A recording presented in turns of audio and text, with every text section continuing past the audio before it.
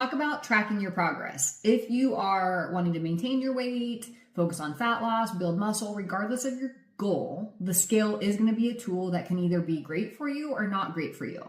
And I will tell you, I'm definitely not the coach who says, forget the scale, it's not a great tool, nobody should get on the scale. I actually firmly don't agree with that. However, I don't believe that everybody should weigh, because sometimes that will actually make people sabotage themselves if they aren't comfortable with the scale.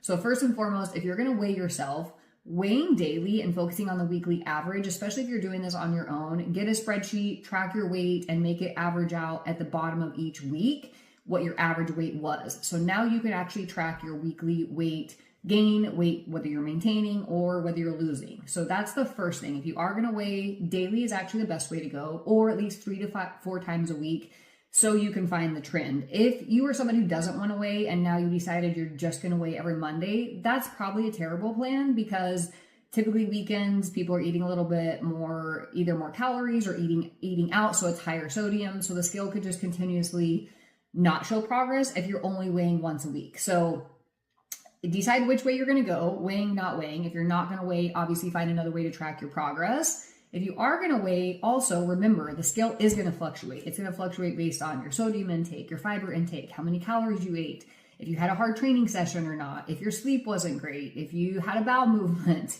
how much water you drank, if you're female, if you're near your period. There are a number of things that are going to make the scale fluctuate. So again, daily weigh-ins, focusing on the weekly trend is the way to go.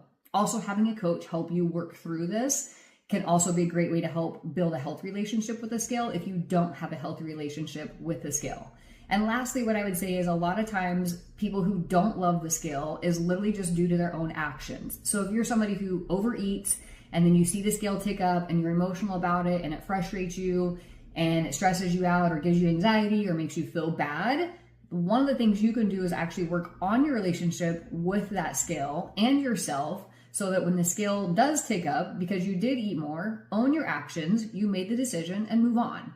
As opposed to just making it this big emotional aspect of your day that ruins your day and frustrates you. Let's learn how to understand the scale, manage expectations, and not let it be the decision of what your mood's gonna be for the day. Just own the actions if that's why the scale went up, and keep going. So I hope this helps you. I don't think there's a right or wrong. I think you have to find what works best for you, whether you're gonna weigh daily or not.